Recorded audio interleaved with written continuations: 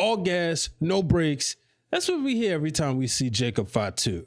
But maybe Solo Sikoa has found the speed bump. Maybe Solo Sikoa is going in a different direction. There's trouble brewing in the other part of the bloodline. I know they don't call it the bloodline, but coming up on this episode of Break It Down with Brian H., I talk about Jeff Cobb's debut and what this could mean for the Samoan destroyer, the Samoan werewolf, Jacob Fatu. No, baby, that's for somebody else. We're just going to keep you right where you're at right now. It doesn't matter what you think. The Wrestling Realm presents Break It Down with Brian H. Hello, ladies and gentlemen. Welcome to this episode of Break It Down with Brian H. I'm your host, Brian H. Waters. This show brought to you by the Wrestling Realm. We are coming off Backlash. First thing I want to say is Happy Mother's Day to everyone out there, all the mothers who are essentially the reason why we are here. I've been blessed with a great mother, and I'm always grateful for all the sacrifices, because you wouldn't even have a Wrestling Realm if it wasn't for her. Not just because of me, but also, it was her idea to use the alliteration. So I always want to give her credit. And then obviously happy Mother's Day to the real Dwayne Allen's mother, because it was she who allowed us to use her house for the first few seasons of the Wrestling Realm. So want to give a huge shout out and show gratitude towards our mothers, as well as all of your mothers out there as well. Folks, before we get into that, speaking of Mother's Day, if you haven't gotten your mother anything, or there's a concert, an event, a sports event, Money in the Bank, something coming up that you would want her to enjoy, well, we're going to help you save money. We're going to help you save $20 on your tickets by using the code Wrestling Realm on SeatGeek. So that code is still active, so make sure you check it out. And also, if your mother's a proud wrestler fan or any other merch on the Wrestling Realm store, make sure you click the link. You can actually click some of the products right here in this video if you're watching on YouTube. Folks, I was watching Backlash, right? And I said Jacob Fatu, y'all know I predicted that. I felt like he would leave with the title, but I thought maybe there was a possibility that Solo Sikoa would get involved and possibly cost him the title. Now, what I was not expecting was the debut of Jeff Cobb. Jeff Cobb is, seemingly aligned with Solo, and Jake would not discuss this during his match during his post press conference. He kept saying, "No, I'm not going to talk about it." So I thought that was interesting, because he mentioned, shout out to Steve Fall, he said, "You seen the look on my face," and you could clearly see when Solo had Jeff Cobb, all these J's, had Jeff Cobb show up, he was looking like, wait, what are you doing here? What is up with this? So overall, this is what makes this so interesting, because I went back and I watched a promo from SmackDown on April 25th. And this was right after the first promo Jacob and Solo did in the ring after Jacob became the WWE United States champion. And what we saw was Solo taking credit, saying nobody in the family wanted Jacob. Everybody thought he was too dangerous. Nobody wanted him around. And he said, but I brought Jacob here and I'm the reason he is the champion. And we saw Jacob put his hand over the mic. Because he kept saying ahead of this, he said, I'm going to bring this title to the family, whether you like it or whether I do it with you or without you.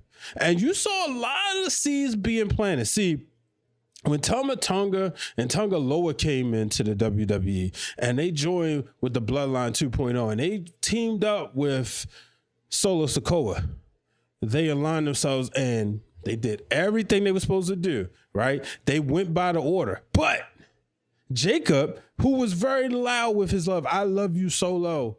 I love you. Until Solo disappeared after he lost to Roman Reigns in Tribal Combat on the debut of the Raw premiere on Netflix. And it made Jacob wonder, like, well, what are you doing, buddy? Where you been at? Yeah, you lost, but you just gonna go away? And it's kind of the same thing that happened when Roman lost at WrestleMania last year, WrestleMania 40, and he went away and Solo took over. But Solo, then the things reversed because now he's telling Jacob, I love you, Jacob, and all of this. But I was sitting there and I was watching, I said, yeah, you know, and I'm thinking like, yo, Jacob, Solo's kind of getting his replacement. You know, because he's the type of person, that's what he does. That's his character, right? He goes out and he orchestrates things. He gets help, you know? So as I'm sitting there watching this, I'm thinking, we saw this with him bringing in Tonga Loa and bringing in Jacob. Well, now he's bringing in Jeff Cobb. And Jacob looks confused. So I wouldn't be surprised if we see, because Jacob is somebody, look, y'all might not like this, but Jacob's somebody everybody want to cheer for.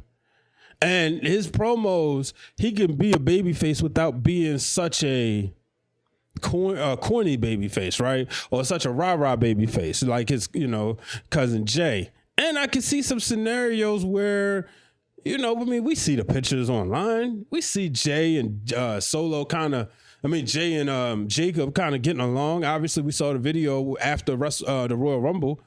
Who did he hug? He hugged his brother Jimmy. He hugged his cousin Jacob.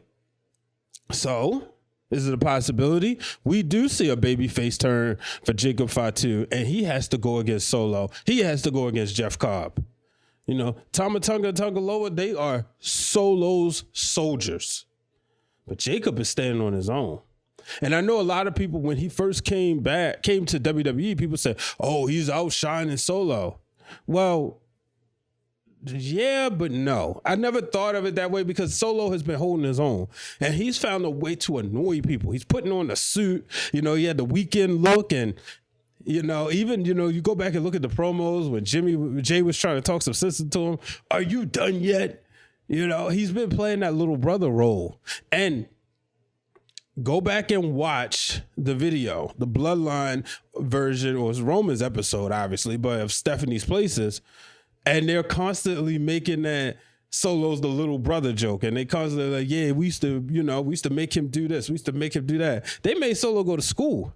They're kind of blending that in a little bit. And even then, Jacob, I know this is off character, but Jacob didn't jump in. He let the brothers handle it. Perhaps Solo feels a certain type of way. You know, the WWE isn't opposed to taking that and using it in the story. You know, because Solo kind of looked like the little boy on the island. So what I want to see is what's going to happen now. Is Jeff Cobb the speed bump in the road? I'm sorry, I can't remember the lady's name, but she asked Jacob that was the final question. But she said, you know, is he the speed bump? And he said, she asked about the speed bump in this road. And I'm wondering, is that Jeff Cobb? Jeff Cobb made an impressive debut, a debut we've all been waiting for. And, you know, it was all the talk about him being 42 years old. And we know there's been this discussion. Shout out to Big E for, you know, kind of letting it be known that this is a business we let AJ Styles and Ric Flair wrestle forever. The women need to be able to do the same.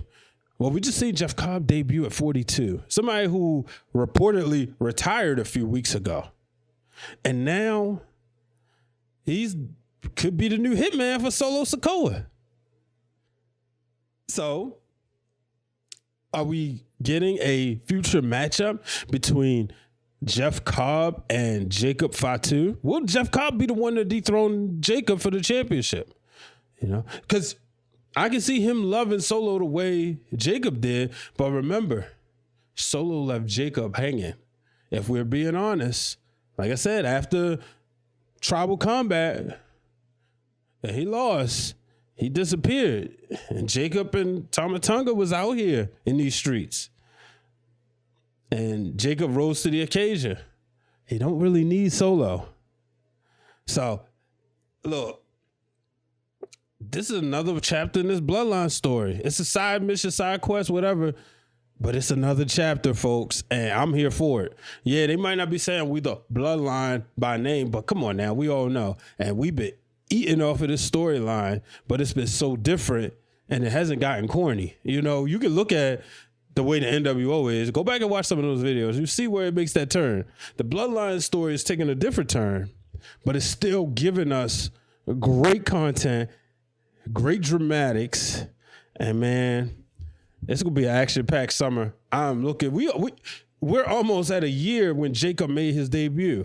An incredible rookie year in the WWE terms, and things are gonna turn up for him because now he said he can't speak of it, but you saw the look on his face. And one thing people don't like is surprises. So we're gonna find out.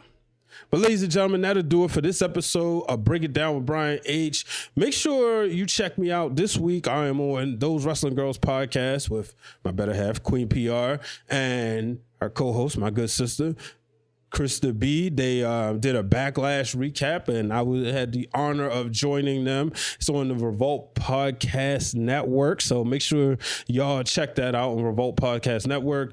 Make sure y'all support them on their YouTube channel. You should already know Those Wrestling Girls, but I'll put the link to the description. And make sure y'all check out the Wrestling Realm. Also, I want y'all to go to our Patreon for free. Check this out. For free, you get to find out.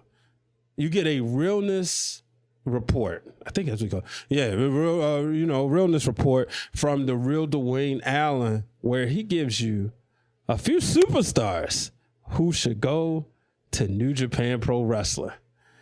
And I think you'll be surprised by some of the names. I'm going to give y'all one. He said Shinsuke Nakamura a few weeks ago on the show. But he has some other names there that may surprise you. So I'm going to put that link in this description as well. Make sure y'all check that out. And I'm pretty sure he has some other things coming. Also want to give condolence to the family of Sabu, who died as I record this on Sunday. He died today. We got word, died at 60. He just wrestled a retirement match. And unfortunately, his life came to an end. And we all know that, he was, I don't know the words in the exact order, so I'm not going to say it. But his character stood out, and he was just one of the most charismatic people. When you think of 90s ECW, you think of Sabu. Yeah, he had a run, a couple stints in WCW and WWE. But when you think of 90s ECW, he's one of those people. I know I got to know who he was through the magazines back in the day, flipping the pages and the pages. And we all remember him jumping off the Raw sign. And then even going into, later on, seeing him there. And then this is how I learned about the original Sheik. I never knew who he was, and then learned about him through Sabu. That was his nephew. And then also learning that he trained him in RVD. And, shout out to Brian Solomon, who wrote a book on the original Sheik, which I have and I checked out, and I learned a lot about his style. So make sure y'all check that out, folks. Until the next time, catch me this Wednesday, unless something else pops off, and I may have to jump back on here before Wednesday night on Wrestling Realm Now podcast. Make sure y'all check us out. Until the next time, folks, so long, everybody.